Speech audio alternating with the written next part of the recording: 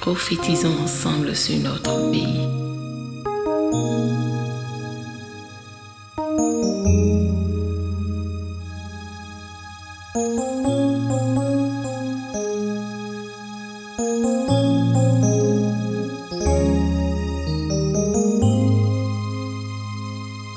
Je vous salue dans le précieux nom de notre Seigneur Jésus. Et je rends grâce au Seigneur pour chacune de nos vies.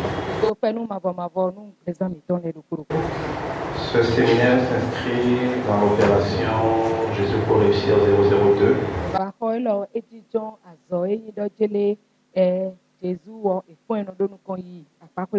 Une opération pour annoncer la bonne nouvelle. Et quand on dit bonne nouvelle, nous qui sommes chrétiens, nous sommes parfois devenus trop spirituels.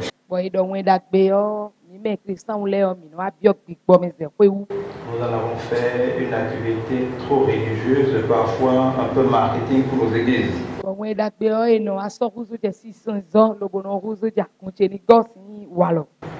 Et c'est ça qui fait que ça ne marche pas. Il faut que nous revenions dans la simplicité à ce que le Seigneur voulait en nous envoyant annoncer la bonne nouvelle.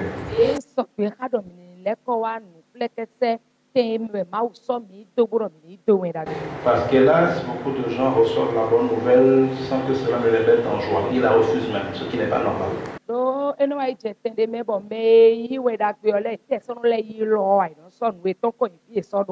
Une bonne nouvelle n'est pas quelque chose que quelqu'un pourrait devoir refuser. Tous les jours, chacun de nous se réveille en quêtant de bonnes nouvelles dans différents domaines de sa vie.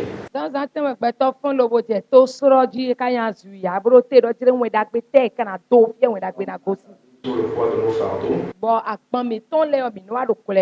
Et dans chaque domaine, nous avons un problème, nous quêtons la bonne nouvelle. La bonne nouvelle peut être que le chômage est terminé. Ça peut être une promotion. Ça peut être que tu as trouvé la femme de ta vie.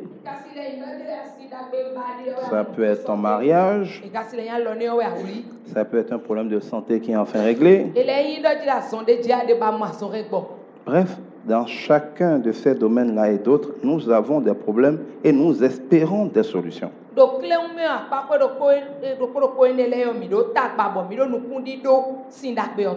Jésus n'est pas venu créer une église pour que les gens se retrouvent tous les dimanches pour louer, pour adorer, pour chanter et pour faire des activités spirituelles.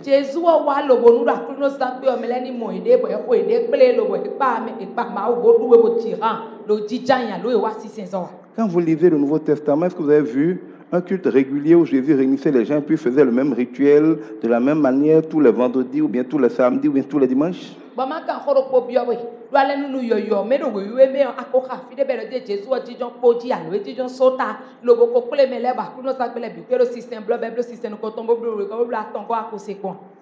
La vie de Jésus n'était pas une série d'activités répétées selon un programme donné.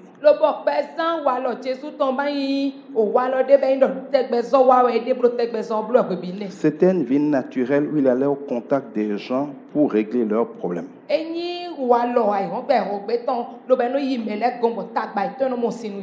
Et si aujourd'hui les gens ont plein de problèmes, mais qui ne vivent plus l'évangile comme la bonne nouvelle, c'est simplement parce que l'évangile est mal annoncé.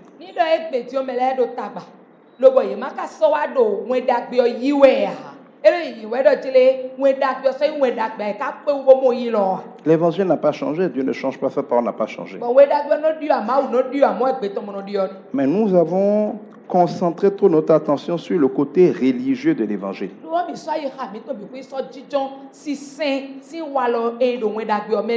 Jésus a passé tout son temps à critiquer et à attaquer les religieux.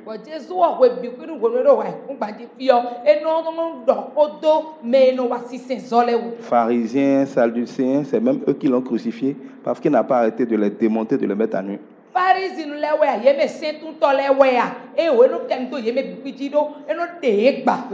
Si aujourd'hui Jésus revenait, les premiers qui vont lui lancer une pierre en disant que ce n'est pas lui, c'est nous les églises évangéliques.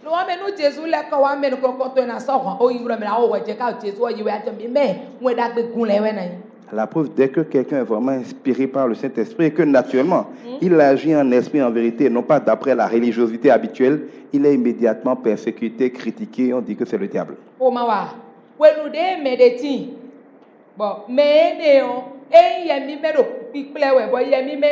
C'est moi qui ai ouvert.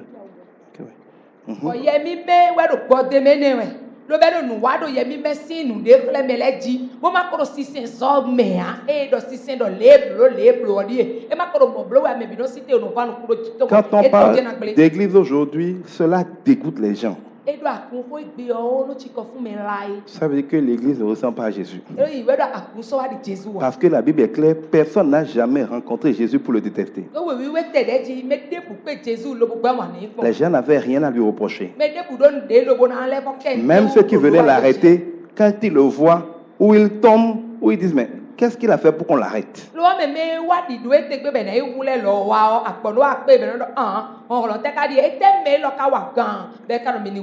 Même Ponce Pilate, qui devait le condamner, n'a pas pu trouver de prétexte pour le condamner. Sur toute la ligne, il n'y a eu que les religieux pour condamner Jésus.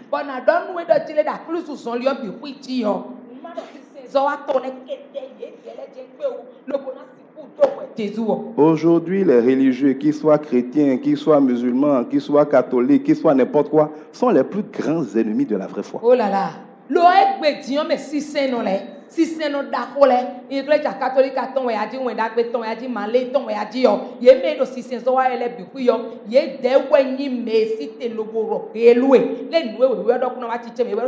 C'est eux qui tuent la foi. Les païens qui ne connaissent pas Dieu viennent plus souvent à Dieu et font plus confiance à Dieu que les religieux.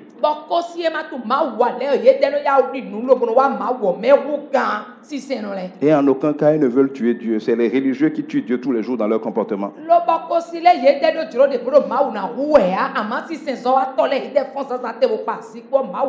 Quand vous voyez Jésus, ses plus grands miracles ont été faits avec des gens qui n'étaient même pas juifs, tellement qu'il dit que même dans tout Israël, donc parmi tous les croyants là, je n'ai pas vu une telle foi.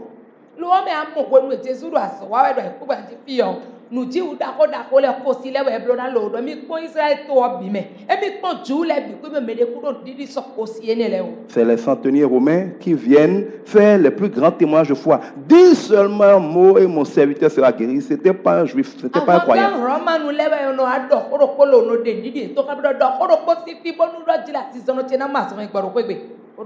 La parabole du bon samaritain. Les samaritains étaient les ennemis des croyants.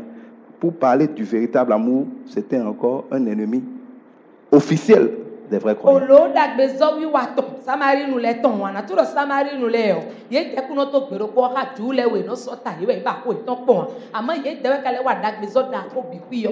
Qu'est-ce que j'essaie de vous dire? Si quelqu'un parmi vous est fier d'être un grand chrétien à la manière des églises, il fout son doigt dans l'œil, il n'a qu'à aller dormir. Ce n'est pas de ça que Jésus a besoin. Vous êtes justement le problème de l'église aujourd'hui.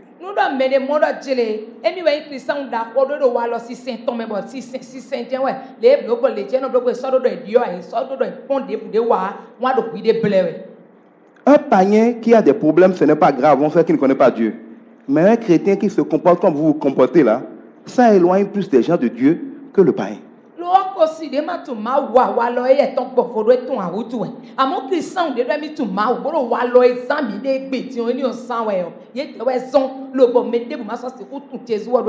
Et Jésus nous dit, malheur à nous qui allons être un sujet de chute pour l'un de ses enfants. Il vaudrait mieux pour nous qu'on nous attache du béton au pied, qu'on nous mette dans la mer. Et fait d'imaginer ça.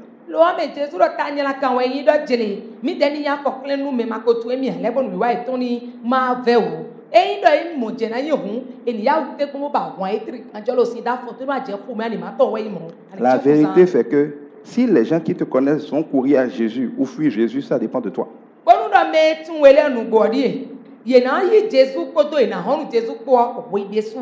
Si depuis que tu es né de nouveau, rien n'a changé, tu bois toujours, tu te bats toujours, tu fumes toujours, tu voles toujours, rien qu'en te voyant, cela dit dans son cœur, bébé, il y en a rien. Lala, tu vois, ni da jila do mi Jésus. Lo bo di on ko Jésus o di ayi di. Bo wa no ton agban. Ade kan tu o ajo to gbede ya. Lo ale ton si awon timi lo leje ti to bo to meji. Lo bo ti o ahan je kwa no nu aglase nu agwa ma mo ba no so pe ta ti on ko pepe o we ni lo so la bi we de. E we kwa no nu. Lo bo kwa je no so si tu e ji be gian. Bo kwa je me ko bo nu de bu ma de o gbe sa to e me ya. No viti abuali. Si tu étais pauvre, tu deviens chrétien, tu es encore plus pauvre, comme beaucoup de chrétiens. Les gens qui te voient, c'est normal qu'ils fuient l'église. Qui veut devenir encore plus pauvre? Mais le pauvre, ni do heme a de dai bo Jésus o yi. Lo bo ale pro he o me ti o he o e wa le me no dai ti wa blata nu e o. Bo me bi lo ki go me na ro ete nte sen e de ti. Lo bo nu e ne me nyelo na isen lo ti e lo do nwa akwa go ma ba fi de go. Ta foi, c'est ça qui fait, tu attaches la tête, tu attaches les oreilles, tu ressembles à un zombie, tu te balades pour dire que c'est ça qu'on appelle chrétien, chrétienne. Si c'est comme ça que tu veux détruire la foi de vous, c'est pas la peine. E ne bandi di wa ton e do e blata o blato no. E blata o blato le o bo e no mo bo e no ko ke be po be do e kun ro to to bo no te ka bro ho la la. E ne de we o ndi di to e ni o ko pe kan. Si c'est ça l'église, ce n'est pas la peine. E ni o wa nya kun o. L'église est le sel de la terre.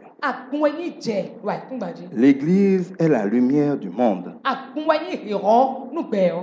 Il ne peut pas avoir une sauce qui n'a pas de goût et on met du sel dedans et ça ne change rien ou bien ça a mauvais goût. Quelle que soit la qualité d'une sauce, quand on met du sel dedans, le goût s'améliore.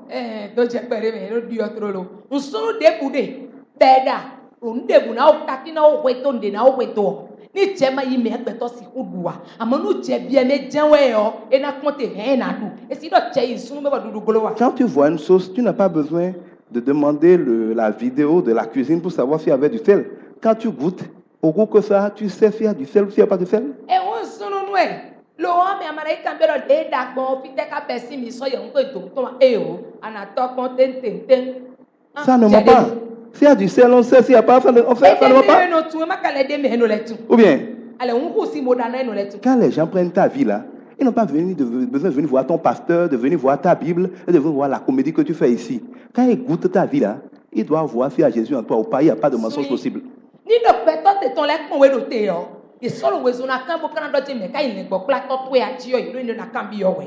Je kalo na mo fina wa na kono te ya kun black am tata bokan dia dio ilo ne na pon ya e ko pesa to ne trillion alieji adio lo wa no ko yon e ko tun. Jésus dit lui-même que dans les derniers temps nous y sommes, il y aura plein de bandits qui vont venir la Bible à la main.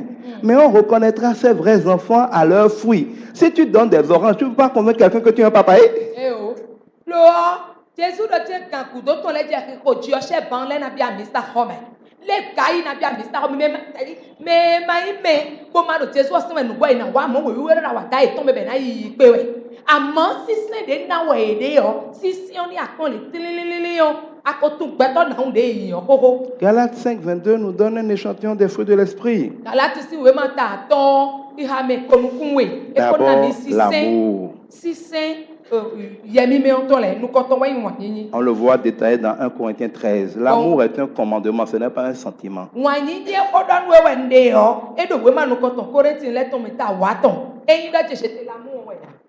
L'amour n'est pas une manière de se sentir, c'est une manière de se comporter.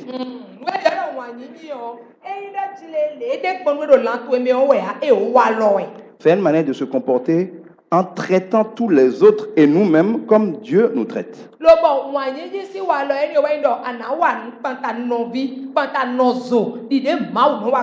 Agis en cherchant le bien des autres. En cherchant leur intérêt, non pas ton intérêt. En étant patient envers eux. En priant pour eux. En étant lent à la colère. En étant prompt à pardonner. L'amour, c'est une manière de se comporter, c'est une règle, c'est pas une émotion.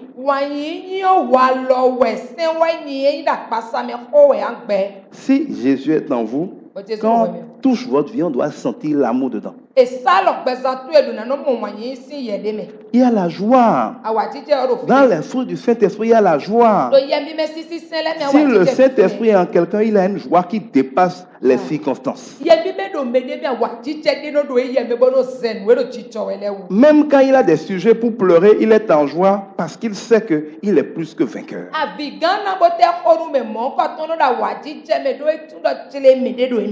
Il est inébranlable par la joie que le Saint-Esprit lui donne.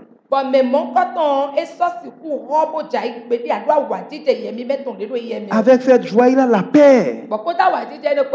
Il n'a pas peur de mourir. Il n'a pas peur du lendemain. Il sait en qui il a cru. Il sait qu'il ne combat pas pour la victoire, il combat dans la victoire. Il sait que la mort lui est un gain, la vie lui est un gain. Qu'est-ce qui va l'effrayer? Cette paix-là fait partie des choses qu'on doit sentir quand on goûte un chrétien. Il y a la foi. C'est quelqu'un qui marche dans le surnaturel, qui marche non pas selon les règles du monde, mais selon les règles du royaume spirituel.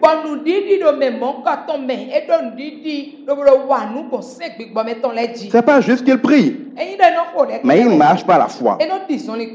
Il décide et il agit et il parle selon les règles spirituelles. On voit beaucoup de chrétiens prier, mais on ne voit pas beaucoup de chrétiens marcher par la foi. Enoch n'a pas été enlevé parce qu'il priait beaucoup. Vous avez lu quelque part que Enoch a été enlevé parce qu'il priait beaucoup? Vous avez vu quelque part que Enoch a été enlevé parce qu'il jeûnait beaucoup? Enoch a été enlevé parce qu'il marchait avec Dieu. Quand on dit que deux personnes marchent ensemble, ils sortent ensemble, c'est pour dire que pendant longtemps, de manière permanente, ils sont en harmonie, ils fonctionnent ensemble.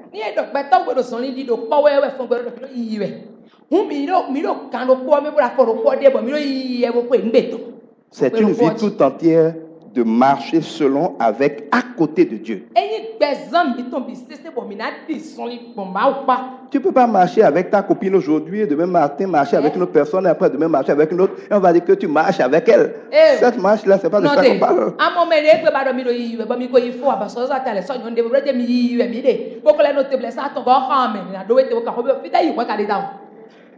Marcher avec Dieu est plus important que les actes ponctuels de prière, de jeûne et tout ça.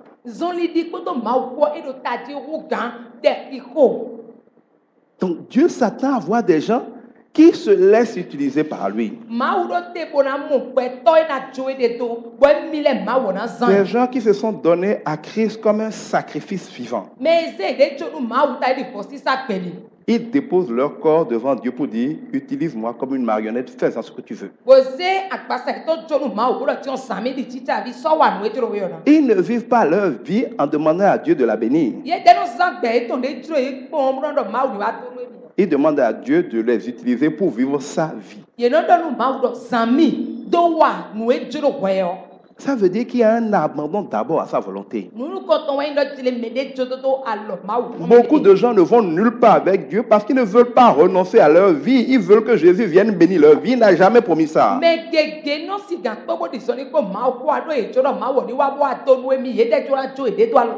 Jésus dit, si quelqu'un veut garder, veut conserver sa vie, il la perdra.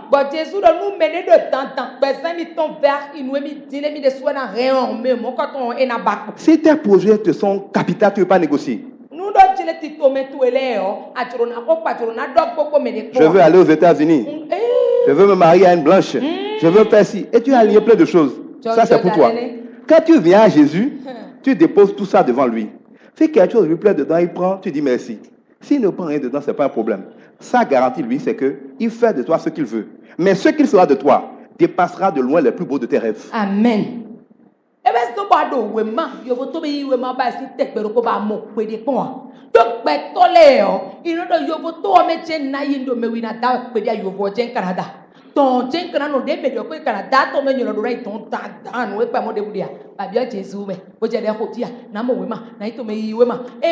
awa Jésus me enyo le na jododo nu konto lo ba ye na zewelo ko se wa nu ejuru yo na nu ka duro ye yo e na hu kan li le pe bi kle unde ko do ba ko se fi bo yo to be ko. Tu as perdu un mari, tu as perdu une femme, tu as perdu un emploi. Au lieu de laisser ça derrière toi et de demander à Dieu de faire de nouvelles choses, tu vas à Dieu en disant, donne-moi la personne, la forcer, où qu'il soit. Il peut avoir fait 10 enfants ailleurs, je le veux. Elle peut s'être mariée, je la veux. La maison là, je la veux. Mon emploi, je le veux. Ils m'ont volé. Tant que je ne vais pas faire. Et tu pries pour ça tous les jours. Tu es idiot. Tu es bête, les wenu yono. Amodia, wenu de asu de gbawe. Basi de gbawe. Azotu e nyawe. Nutu e bikple ba Jésus me. Amna no kubra do nya to se no kunton mo se kwa se wi se wi jolo jele. Pome nu mi. But the enyo nu e oblo nu mi yo mi so do mo a ma we ta we no na igbede ko anye pepe ji arofi we nu endo chaki ato ye pepe no ma kofi ti o si do ko igbede bo ipo gbede pado na pele wa esi ta si ko wa do na pele wa esi ti vi ko ka go esi ji kan de bo iken no ko de ji ado na le pele wa but mi no te to enu e ba mi te mi de o tanta ma so te na wa nso ba so de fo gbede kon. Vous perdez toute votre vie à vous accrocher à votre vie, alors que la graine qui ne tombe pas en terre, qui ne meurt pas, peut apporter des fruits. Vous commencez à manifester la vie de Dieu quand vous vous détachez de vos projets à vous pour laisser Jésus vivre en vous.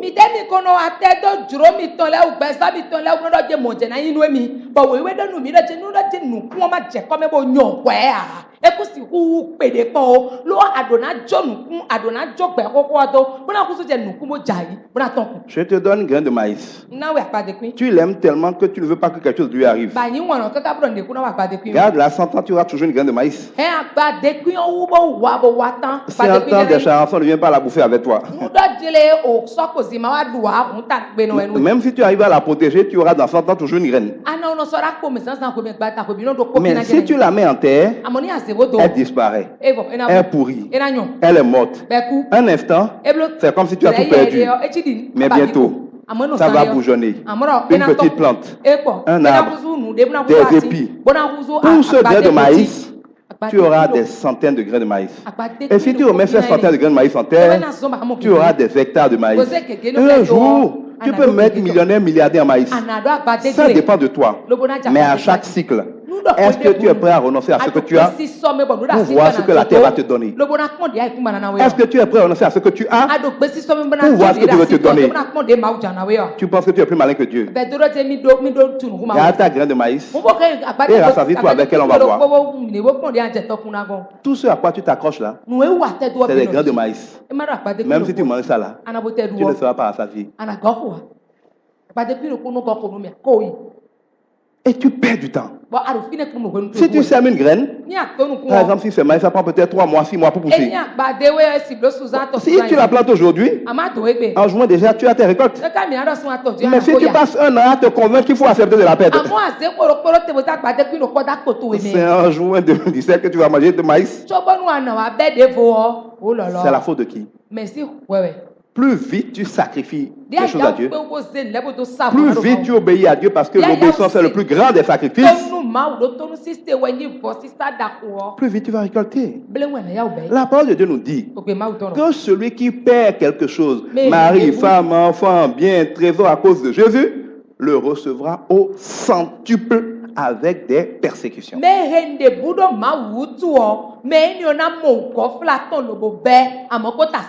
Donc celui qui n'a rien perdu, il ne recevra rien. Quand tu refuses de perdre les choses, tu refuses de lâcher prise, tu refuses de renoncer, tu refuses de recevoir son centuple. Alors pourquoi tu pries? Pourquoi tu te fatigues à venir à l'église? Dieu ne viendra pas bénir ta vie. Si tu mets un moteur de 2 chevaux dans une belle Mercedes, la voiture ne bouge pas. Oh, ni awaize atu 2 chevaux a moto vi kono koko de no kunda e koko abero. Il y a des gens qui n'ont même jamais vu ça dans la vie.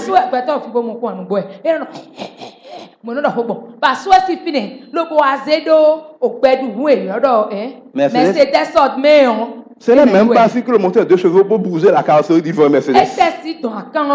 Même si ça bouge, tu ne vas pas aller plus vite que le piéton. mes enfants c'est qu'à la bien au wajen konwe. Mais si tu enlèves le moteur d'une Mercedes Amoni ade o mwedo et tu mets un 2 chevaux, ça va bondir parce que la 2 chevaux est très légère comme voiture. Donc, si tu mets le moteur d'une Mercedes dedans, tu t'en vas faire mal. Mais c'est pareil. Quand tu viens à Jésus, tu veux garder ta vie avec la carapace du chrétien. C'est pas possible. C'est comme prendre un moteur, donc une vie médiocre de la 2 chevaux et venir prendre la carrosserie d'une belle voiture. Ça va donner quoi?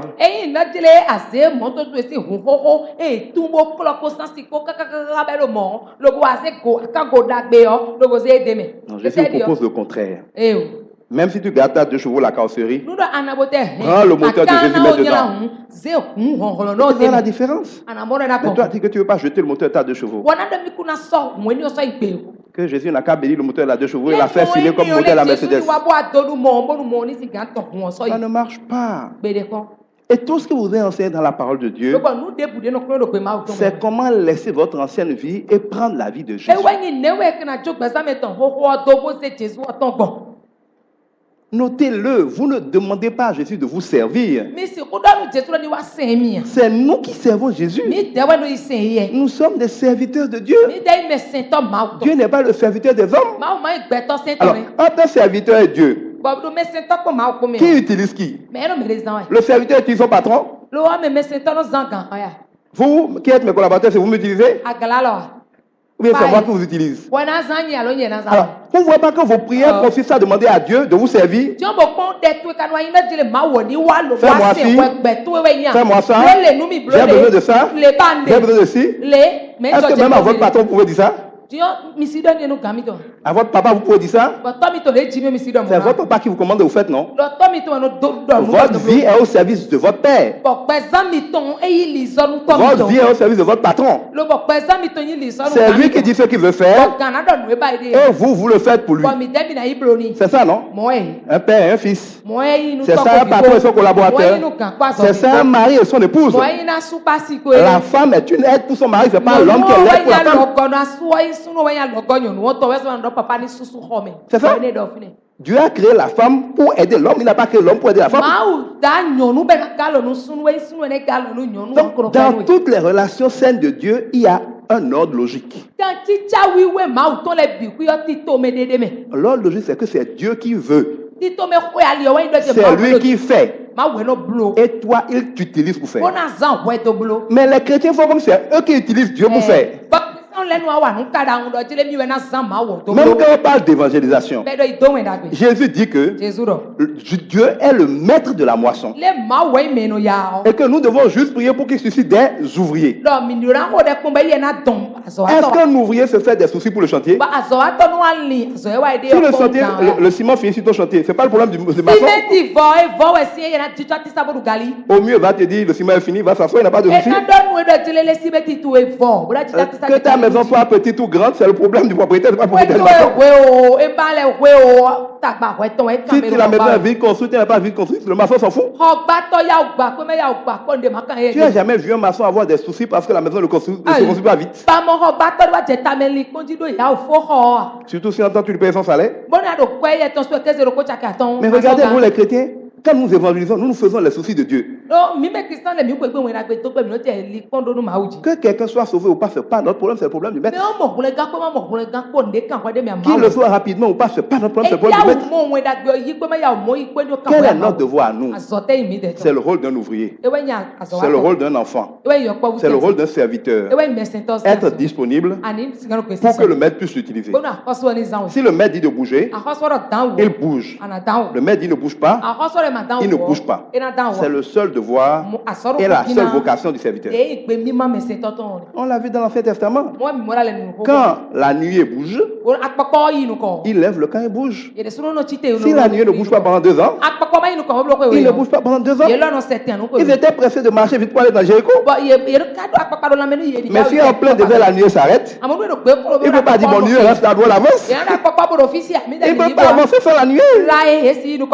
Mais aujourd'hui, les chrétiens avancent le Saint-Esprit. On veut avoir quelque chose. Je veux un mari. Je veux une femme. Je veux un emploi. Je veux une promotion. Je prie. Je dois attendre que le Saint-Esprit bouge. Qu'il commence à faire quelque chose. Comment il fait quelque chose? Il crée des temps, des circonstances. Une opportunité se crée. Tu trouves grâce aux yeux de quelqu'un. Quand le Saint-Esprit veut bouger, toi-même tu sens que tu ne fais rien, les choses se mettent en mouvement. Et le temps de comprendre que les choses sont en mouvement, tu penses que ce que tu attends depuis des années est arrivé. Regardez bien. Quand Dieu veut vous bénir, là, il ne prend pas beaucoup de temps. Hein. Vous prenez beaucoup de temps à l'attendre. Mais quand Dieu accroche les choses, avant que tu n'aies compris ce qui se passe, il a fini de faire ce qu'il a fait. Le temps qui est long, c'est le temps que tu attends que Dieu bouge.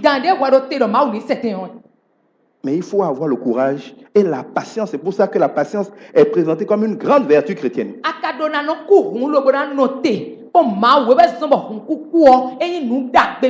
Celui qui n'est pas patient ne peut pas être béni par Dieu.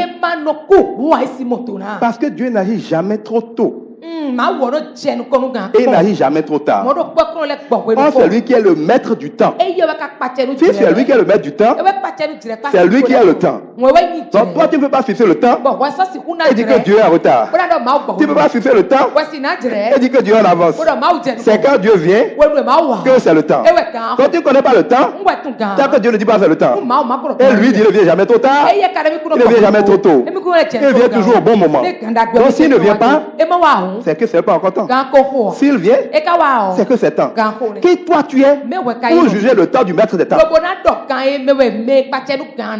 Or, tous tes problèmes viennent du fait que tu es tout le temps en train de raisonner le temps. J'ai 40 ans, je n'ai pas mari.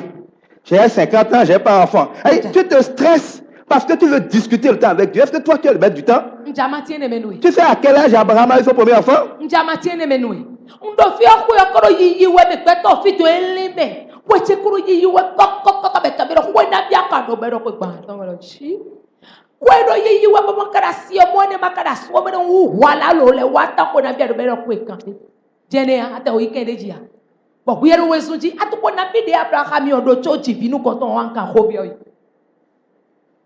Vous allez dire que c'était Abraham, mais on voit aujourd'hui dans la presse des femmes en France, aux États-Unis, 65 ans, 77 ans, faire des enfants. Et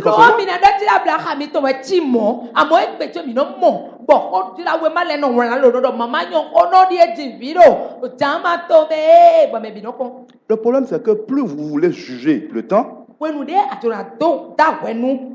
moins vous pouvez marcher par la foi. Parce que marcher par la foi, c'est attendre Dieu.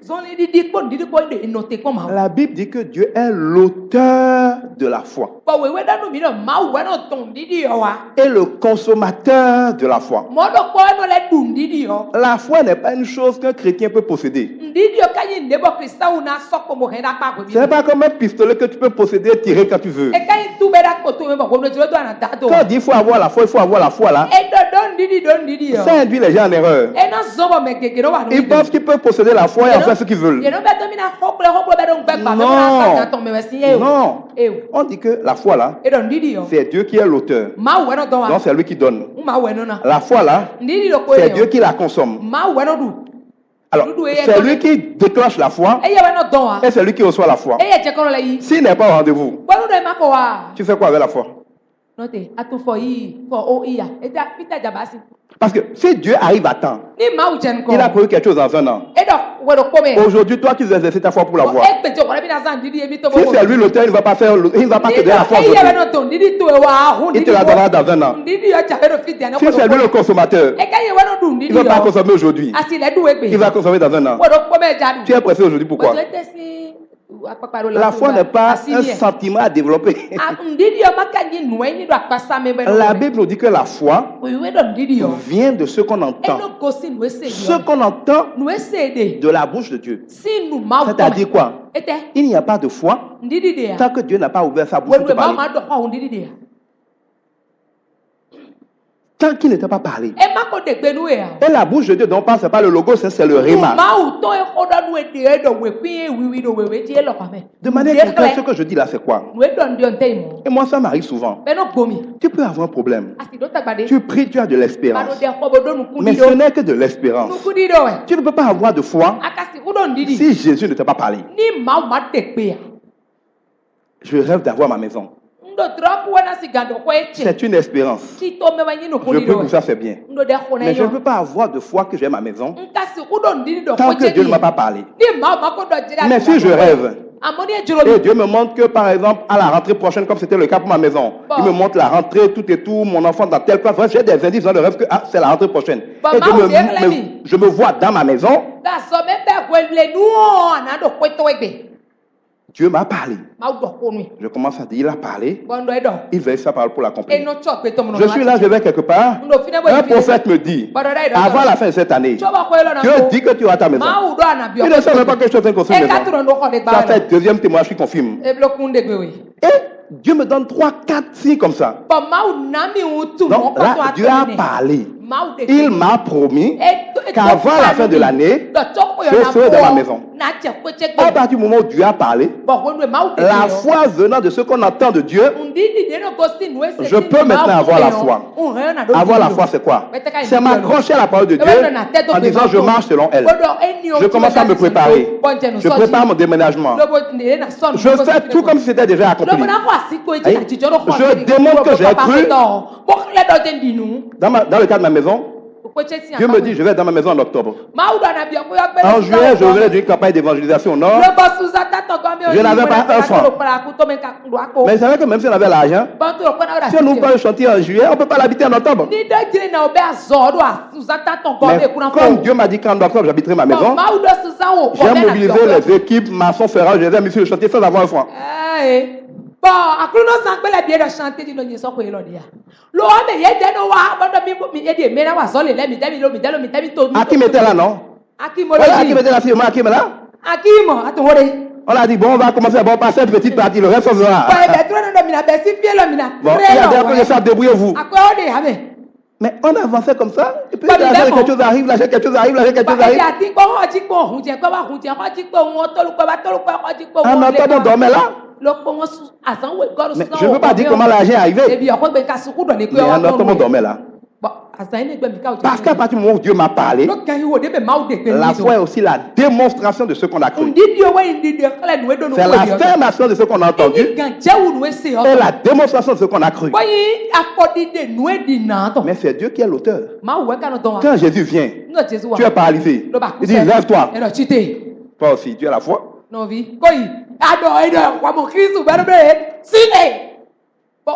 Tu peux être crédule n'importe comment. Si Jésus t'apparaît, il dit lève-toi, tu peux être paralysé. Si Jésus dit lève-toi, tu as oublié de te lever. Parce que sa parole ne sort jamais sans accomplir ce pourquoi elle est sortie. Vous avez vu combien de personnes dans la Bible et Jésus leur a dit lève-toi, sois guéri, tout ça, ils n'ont pas été guéris. Parce que même les païens, ils savaient que si Jésus veut seulement, ils seront guéris. Même les païens savent que si Dieu veut, ils seront guéris. Mais ils ne sont pas sûrs que Dieu est toujours vivant. Ils ne croient pas que Dieu les connaît personnellement, c'est sérieux. Ils ne savent pas que Dieu les aime personnellement. Et ils ne savent pas que Dieu n'a pas changé. Donc quand Dieu se présente à eux, quand ils parlent, ils obéissent parce que ils savent que Dieu est Dieu. Et c'est ça le rôle de nous les chrétiens. Nous devons aller annoncer aux gens la bonne nouvelle. La bonne nouvelle que Dieu n'est pas mort. La bonne nouvelle que Dieu n'est pas parti en retraite. La bonne nouvelle que Dieu n'a pas changé. Que ce qu'il a fait, il le fait encore et qu'il le fera toujours. Nous devons leur annoncer la bonne nouvelle que leur problème vient de ceux qui sont morts. Ils sont des morts vivants en esprit. L'esprit dont ils vivent aujourd'hui est un esprit déjà mort. Un esprit mort ne veut pas dire un esprit qui n'existe pas. Un arbre est mort, mais il existe. Mais il ne porte plus de fruits. Il n'est bon qu'à faire du feu. Il y a beaucoup de gens qui sont vivants, mais en fait, ils sont morts. Ils ne sont bons que pour le feu éternel de l'enfer. Mais ils existent. Mais il n'y a plus rien qui vit dans leur vie. Nda gbe de buso gbese to. Leur mariage est mort, Alo lu to. leur prospérité est morte, Ko ye to ku. leur gloire est morte, Ki go ku. leur santé est morte, Na me no ganji ku. leur honneur est mort, Bo o kwa ki ko ye to ye. leur onction est morte. Ami sisa lo. Tout ce qui peut vivre en eux We na no gbero ye me. est mort. Bi e ku. Mais la carcasse est là. Lo go ro fini. C'est ce que Jésus appelle des morts vivants. Eni o we Jesu no yoro ku gbere. Il dit laissez les morts Mi jo ku le. enterrer leurs morts. O ku gbere le ni di. Comment des morts sont pour enterrer des morts? Ça veut dire que ces morts qui enterrent des morts sont des morts vivants. Regardez un pays comme le Bénin. Si c'est les morts qui enterrent les morts, est-ce qu'il y a un pays au monde où les gens qui se disent vivants enterrent que ça les morts? Méditez ça. Si Jésus dit de laisser les morts enterrer leurs morts, donc il faut être mort pour s'occuper de l'enterrement des morts. Le temps que les Béninois passent à enterrer les morts, peuvent-ils être vivants?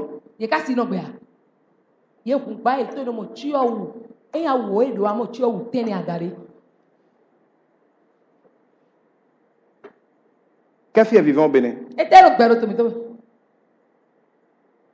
Tout est mort, non? Les partis politiques sont morts. La politique est morte. Tout est mort. Et on est obligé de tout importer. Après la voiture venue de France, les meufs venues de France, vous allez prendre aussi le patron venu de France.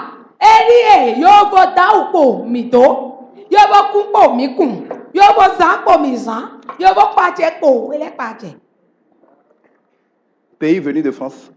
De combien? La même cause produit les mêmes effets.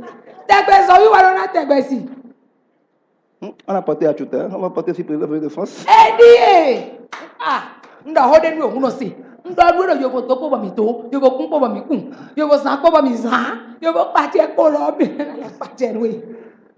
C'est ça qu'on ne connaît pas. C'est ça qu'on ne connaît pas Dieu. C'est dans ça que les gens ont besoin d'une bonne nouvelle. La bonne nouvelle, c'est pour ceux qui sont tristes. C'est ceux qui sont accablés, c'est ceux qui sont fatigués. C'est ceux qui sont désespérés. Est-ce qu'on a besoin de torches pour trouver ces gens-là au Bénin?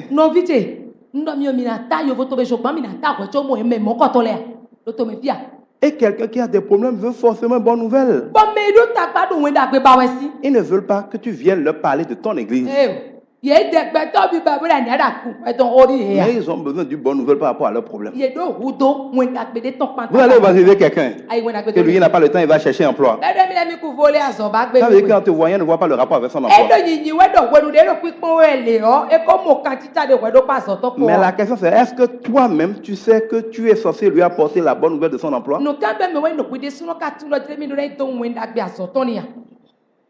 Est-ce que tu peux lui dire en quelques minutes ce que Dieu a déjà dit depuis toujours sur son emploi et qu'il est au chômage parce qu'il ne le sait pas?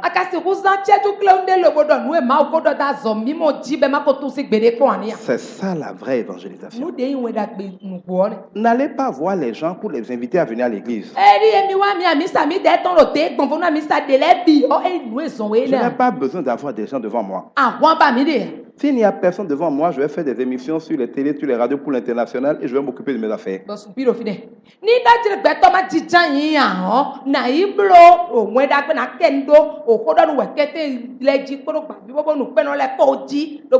Jésus n'avait pas une église où il voyait les gens tous les vendredis, tous les dimanches.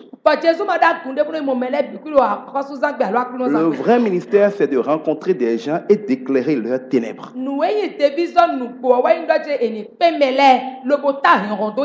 C'est de rencontrer des gens et de régler leurs problèmes.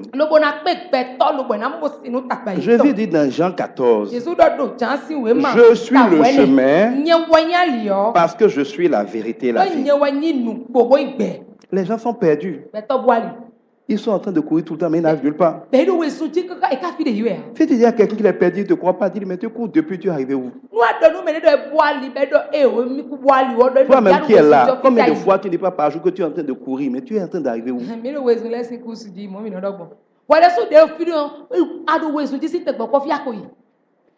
Le pire, c'est que Dieu dit que si tu cours comme ça, tu cours à ta pète. Mon frère, tu cours, non?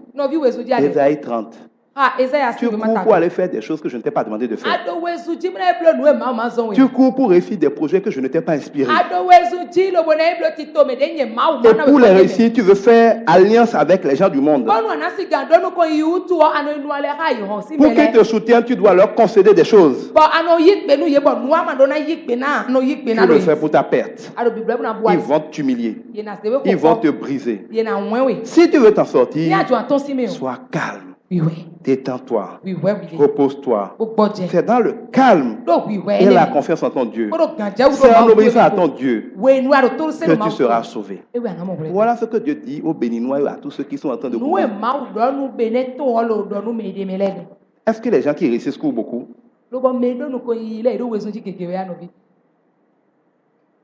Calmez-vous. Et quand vous vous calmez maintenant, il n'y a pas un problème que vous pouvez rencontrer quelqu'un qui a pris la parole de Dieu n'a pas parlé de ça. Mais ça veut dire que vous savez ce que Dieu dit de son problème, vous lui dites ce que Dieu a dit de son problème. Quand nous recevons la parole nous affranchit. Les gens sont liés. Ils sont prisonniers. Quand vous les rencontrez, vous devez leur donner la parole qui va les libérer de leurs problèmes. C'est pour ça que verset 61 dit que l'Esprit de Dieu est sur nous pour délivrer les opprimés et les captifs. Quand vous rencontrez un chômeur, par exemple, je vais continuer certainement demain pour donner différents cas des problèmes des gens, de la bonne nouvelle qui est là. Parce que tous ces gars-là courent parce qu'ils n'ont pas trouvé le chemin. Mais le chemin, c'est Jésus. Et Jésus, c'est la parole de Dieu. Ce chemin-là te mène où? Te mène à la vie. La vraie vie. À la jouissance de la vie. C'est-à-dire ce que tu cherches là. Prends le chemin de Jésus. Prends le chemin de la parole de Dieu. Ça donne ça. Il est la vérité. Le monde souffre parce qu'il n'est même plus capable de savoir entre le vrai et le faux, ce qui est vrai.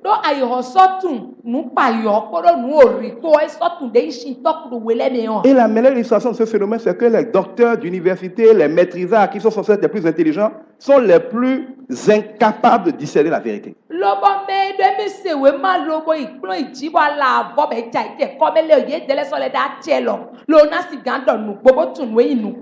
Regardez par exemple avec les élections dans notre pays. Les gens font des pronostics. Je vois les gens de tous les candidats. Chacun se bat, dépense des milliards en croyant que la vérité c'est qui va gagner. Mais à nous qui sommes serviteurs de Dieu, ça fait longtemps que dans notre chambre, Dieu nous a déjà dit ce qui va se passer. Donc, je ne peux pas courir, dépenser mon argent, soutenir des gens, parce que je sais ce qui va se passer et comment ça va se passer. J'ai la vérité, je ne peux pas courir comme quelqu'un qui n'a pas la vérité. Et c'est ça qui est doux en Dieu. Pendant que tout a l'air vrai, qu'on te fait courir partout, Dieu te dit calme-toi, voilà la vérité. Les gens peuvent s'agiter n'importe comment. Voilà la vérité. Joseph, il est en prison. Ses frères l'ont vendu. Son papa croit qu'il est mort. Sa maman est déjà décédée. Il n'a aucun espoir. Tous ses grands rêves sont enterrés. Mais Joseph fait la vérité. Il sait qu'au milieu de tout ça là, lui il est plus que vainqueur. Il sait qu'au milieu de tout ça là, lui va devenir numéro 2 en Égypte. Il sait qu'au milieu de tout ça là, lui va revenir commander ses frères. Vous l'avez jamais vu pleurer? Vous l'avez jamais vu supplier? Il s'est comporté comme il faut. C'est une question de temps. Le temps va arriver. La prophétie marche vers son terme. Elle s'accomplira forcément. Même quand on a fait de lui temps des pièges avec la femme de Potiphar, imperturbable, il sait à quoi il s'attend. Tu ne peux pas connaître la vérité et rentrer dans les pièges. Tu tombes dans les pièges quand tu cherches la vérité en essayant des choses. Des fois, tu es dans quelque chose. Tu as envie de sortir de là. Mais Dieu t'a dit, c'est là que j'ai dit de rester. Tu ne fais même plus d'analyse, d'études. Ce n'est pas la peine de fatiguer. Si Dieu dit d'aller là, ton bonheur est là. Tu ne le trouveras nulle part d'autre. La vérité te donne la paix.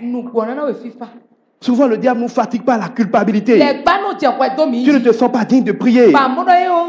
Tu n'es pas sûr que tu peux être béni. Parce que tu ne connais pas la vérité. La vérité, c'est que Dieu aime tout le monde. Il aime tous ses enfants. Même quand tu l'as crucifié, Jésus t'aime. Il ne peut même pas ne pas t'aimer. Même si Jésus veut ne pas t'aimer, il ne peut pas ne pas t'aimer. Et il a dit, je lève mon soleil sur les bons et les méchants. Il n'y a pas d'acception de personne en Dieu. Nous sommes sauvés par la grâce afin que personne ne puisse s'en vanter. Dieu est lumière. Quand la lumière se lève, tout le monde est éclairé. La lumière ne peut pas se lever et les ennemis de la lumière dans la pièce seront dans l'obscurité. La seule manière de mettre les ennemis de la lumière dans l'obscurité, c'est d'éteindre la lumière. Donc la lumière n'est plus. Mais si la lumière est, comme Dieu est, comme Jésus est, ça lui plaît, ça ne lui plaît pas, il est obligé de bénir tout le monde. Ça, c'est la vérité. Quand tu connais cette vérité-là, tu ne peux pas être culpabilisé. Tu ne peux pas faire jeûner chemin de croix en rappant tes genoux contre le goudron pour te faire pardonner tes péchés. Ce n'est pas le nombre de jours que tu ne manges pas qui te fait pardonner tes péchés. Il y a des gens qui se flagellent, ils se torturent pour espérer qu'ils vont être pardonnés. Quel sacrifice tu veux faire pour obtenir le pardon? Ils se torturent, ils sont dans la tristesse, ils se font souffrir, ils évitent d'être heureux. Ils sont dans la mentalité béninoise que moi, on a cognaqué, il n'en a rien à cirer. Moi, on a comme des filles, Jésus, si Yahweh, et c'est terminé. Dieu ne regarde la misère de personne, il n'a rien à cirer. Parce que ta misère est méritée comme un châtiment normal. Dieu dit, ne tiens pas le coupable pour innocent.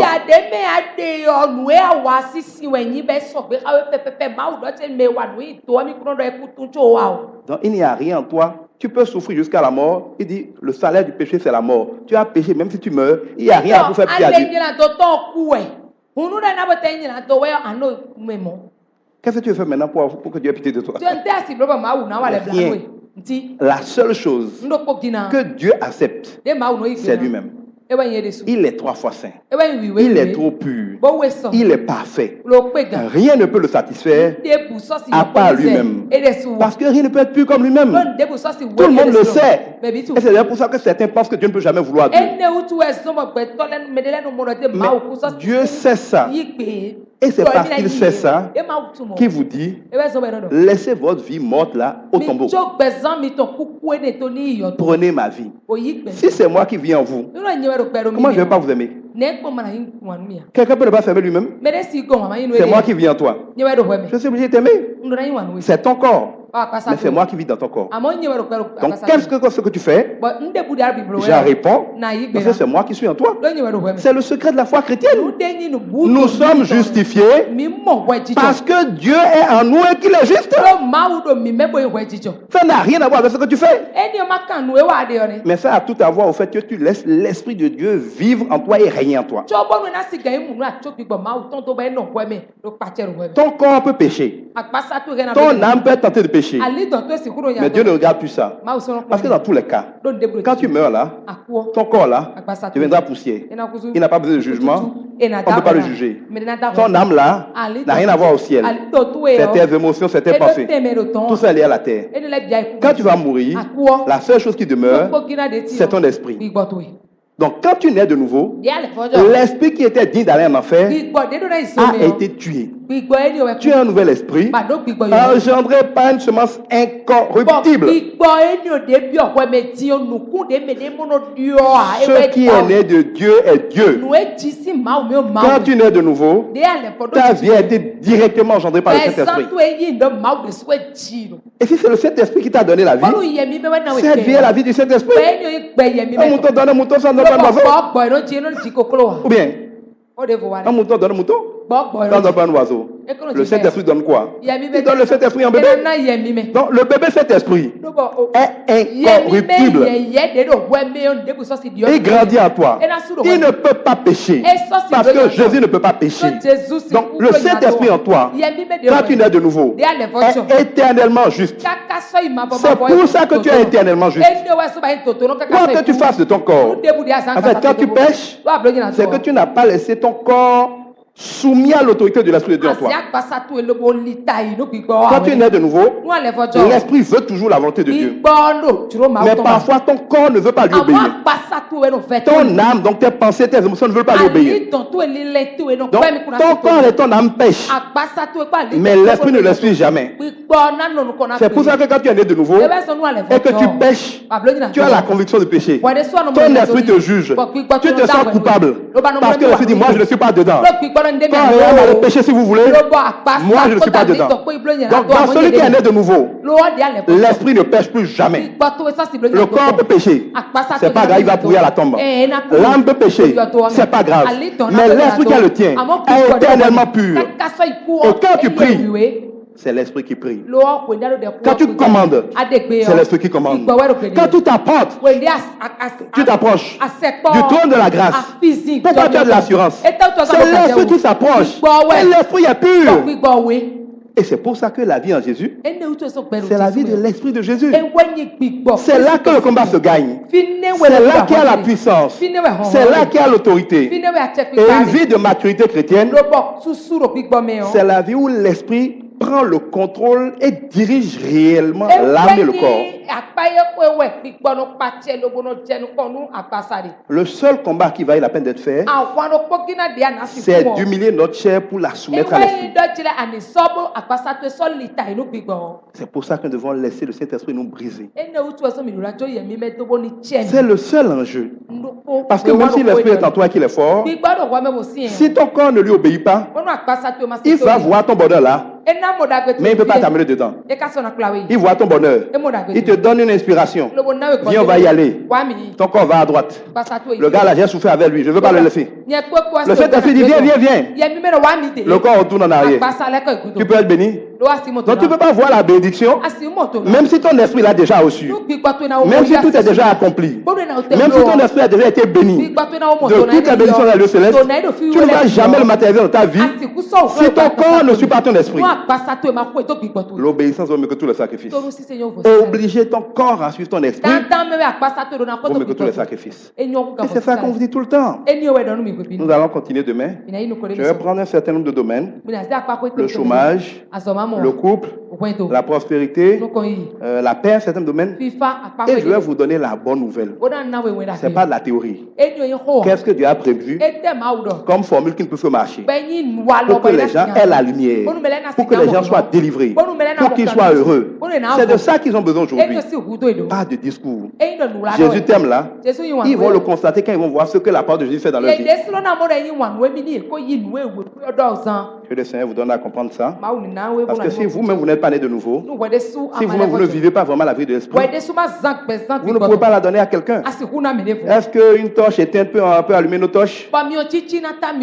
Une bougie éteinte va allumer notre bougie? La meilleure femme du monde peut donner que ce qu'elle a. Si tu n'as pas Jésus, même si tu dois à l'église tous les jours, tu ne peux pas donner Jésus à quelqu'un. Le séjour d'un ton d'arbre dans l'eau ne le transforme pas en crocodile. Est-ce que tu es devenu chrétien ou bien tu viens à l'église? Toi seul le sais. Que Dieu vous bénisse.